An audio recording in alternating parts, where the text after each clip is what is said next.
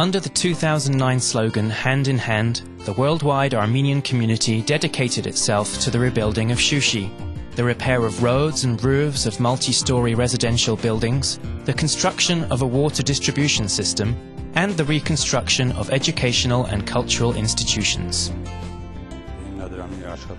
The work really gave an impetus to Shushi and breathed a new sense of life into the town. 3 years ago, the ruins that littered the town stood out as eyesores.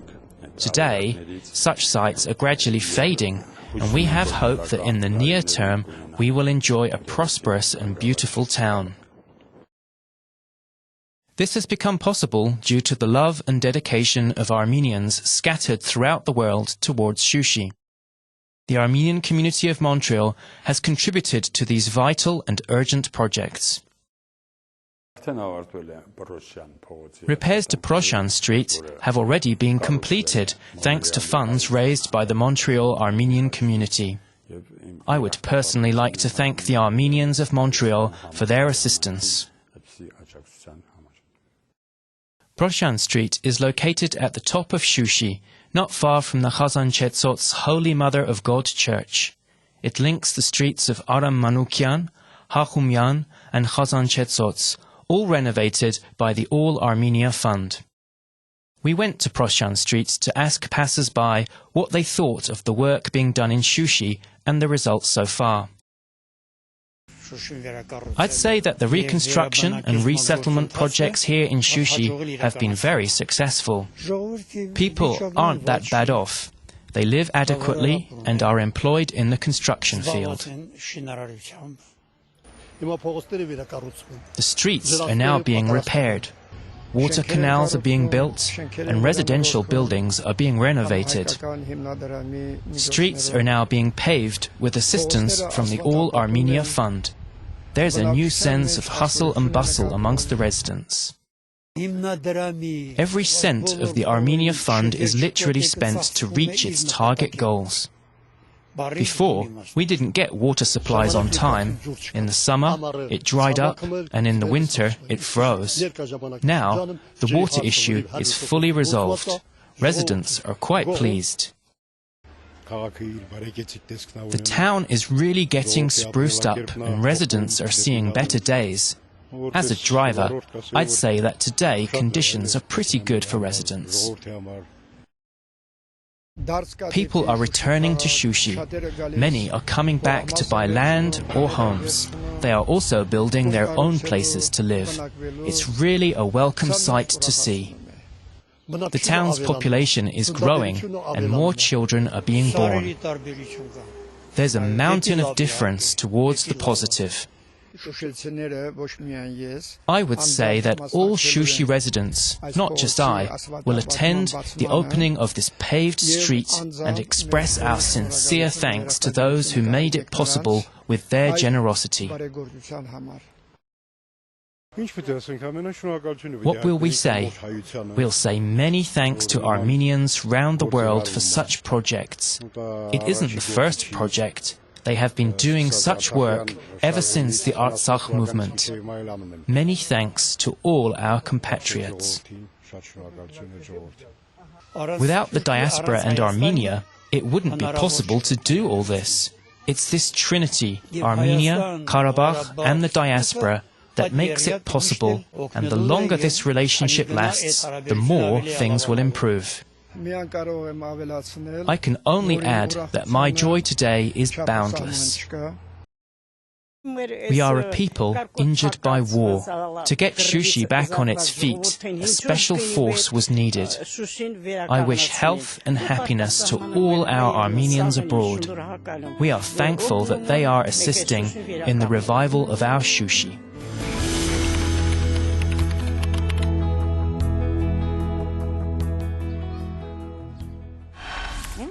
We are a family of 3. I have a boy and a girl. My son Samvelik is 10 and my daughter Siranushik will turn 11 in November.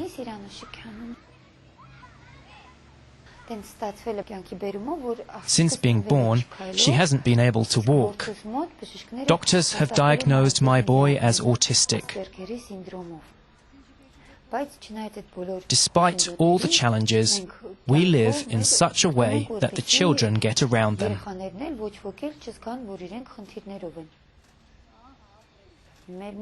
You can say that our family life is a bit complicated.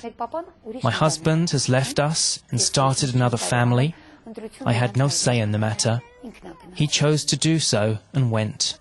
But we aren't disheartened and try not to remember all that.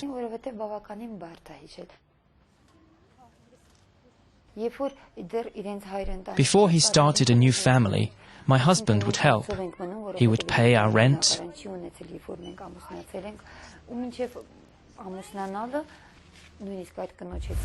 After getting married, he still gave us money for rent and food. But in May of this year, he said that was the end of the rent money and that we'd have to get by on our own. I am a teacher by profession and was working at a private school before the kids reached school age. I have a lot of teaching experience. I worked at an orphanage and privately tutored pupils. I had to be with the children once they started school. I had to escort my girl from class to class so that she could walk around at recess and play with the other pupils.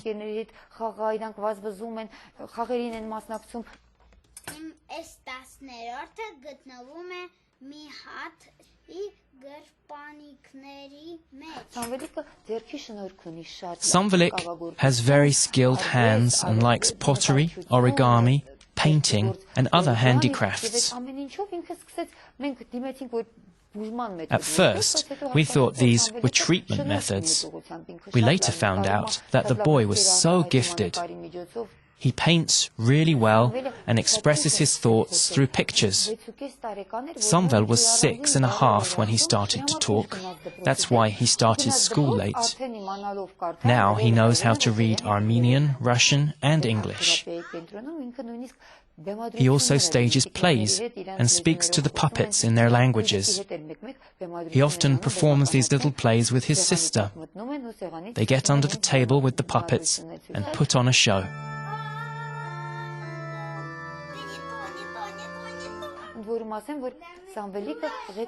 Samvelik is the director because of his higher intelligence. Siranushik, on the other hand, is just your average child.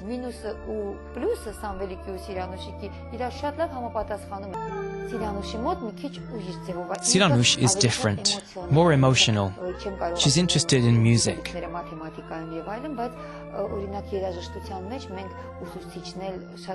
The teacher has advised us to steer her towards music and encourage her to get ahead.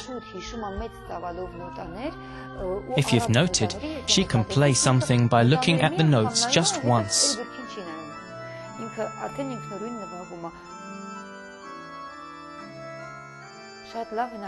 She has good painting prospects as well. She always chooses the brightest colors.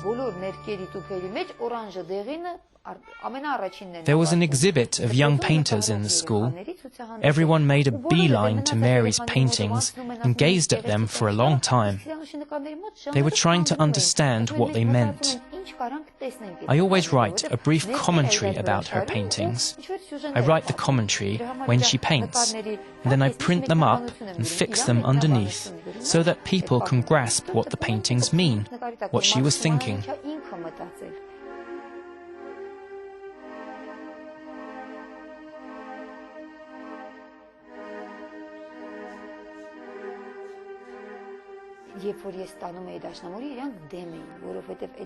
We didn't have a piano, but I took her to play. Many say to me, "Why are you torturing this child? Just teach her to take care of her basic needs." Now she enters narration and painting contests. Often I don't have the money to take her to the contests, but somehow I find a way. I don't want my girl to fall behind in anything.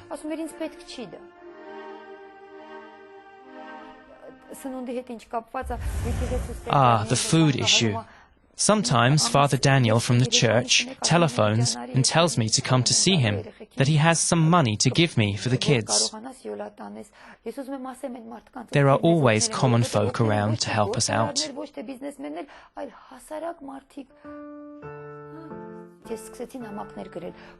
I have written letters to the President, to the All-Armenian Fund, and to business people. In a week, we will be moving next to the school. We'll be renting a place again. And again, I thank God that the fund has found a benefactor, a really nice man, to assist us. He will be paying our rent. It's a big help. The school raised funds for the first month. The Arabgir district leader attended a meeting at the school. All the parents in unison said, "Maybe you can't help us, but please try to do something for this family." Even though we aren't residents of that community, the district leader gave 60,000 dram, and Father Daniel from the St. Hovannes Church added another 30,000. We were able to pay the first month's rent. Later on, All-Armenian Fund Director Ara Vartanyan telephoned to say that there was a very kind man who wanted to assist us. You can't imagine how I cried out in joy when I spoke with that man. He told me, "We are all Armenians and must assist one another in times of need."